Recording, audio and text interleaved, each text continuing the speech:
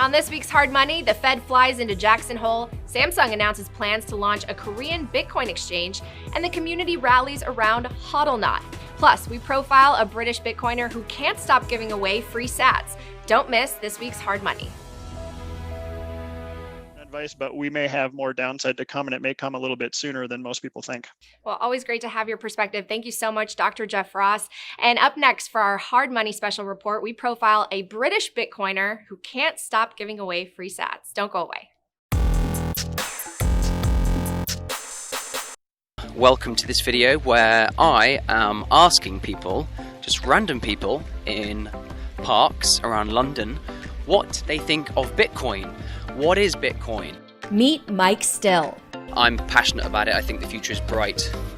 I think it's going to make the world a better place for all sorts of reasons. He's a YouTuber. If you're new to the channel, welcome. I make videos all about Bitcoin, not cryptocurrencies, but specifically Bitcoin, because I think that that's kind of the only one that's really worth my time at this stage. I'm a Bitcoin psycho. I am obsessed with Bitcoin. I'm interested in it. He's also an educator. Any questions about Bitcoin? Oh, maybe. Do you know if it's going to go up or not? He's an interviewer. Have you ever bought any Bitcoin? No. Would you like me to send you some? I mean, yes. And a bestower of Bitcoin. I'm going to give you 80. 80 quid. 80 quid. Oh my god, you feel? Mike travels the United Kingdom doing Satoshi's work, educating the masses about the merits of Bitcoin, one or more pedestrians at a time. Would you like me to send you some Bitcoin? Oh, no thank you. I think I'm alright for Bitcoin. You're alright for Bitcoin, but you've got none, so you're not alright for Bitcoin. Mike's intense eagerness to turn normal people into Bitcoiners lies in his deep conviction that there's something wrong with fiat money and the current financial system that leaves behind so many from accumulating lasting savings. Your time and your money are intrinsically linked.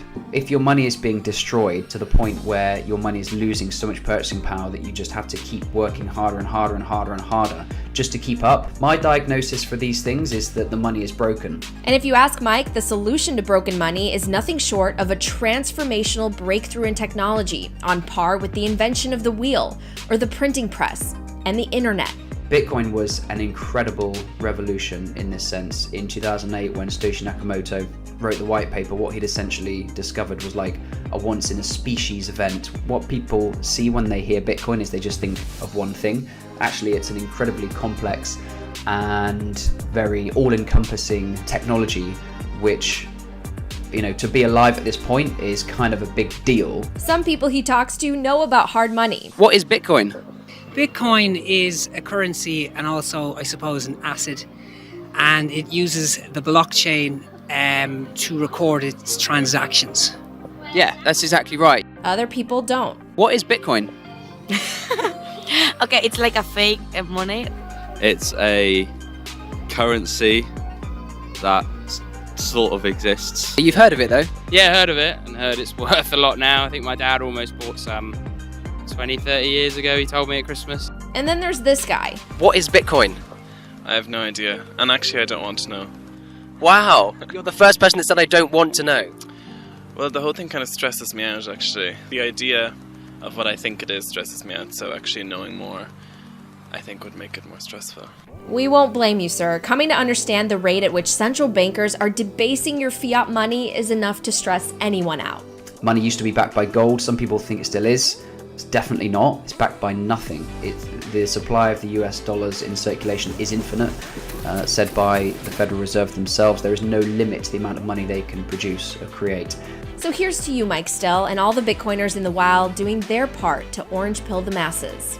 Now, if you can convert your time into something which is as equally scarce as time, which is Bitcoin, then that allows you to actually be able to plan for the future, and it means that your future time and your future purchasing power and your future kind of economic energy, monetary energy, if you like, can't be stolen from you.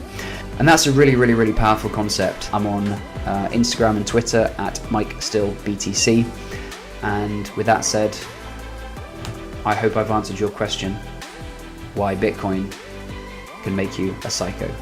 All right, see you next time. Bye-bye. Oh, by the way, do you want me to send you some? I can send you a little bit if you want.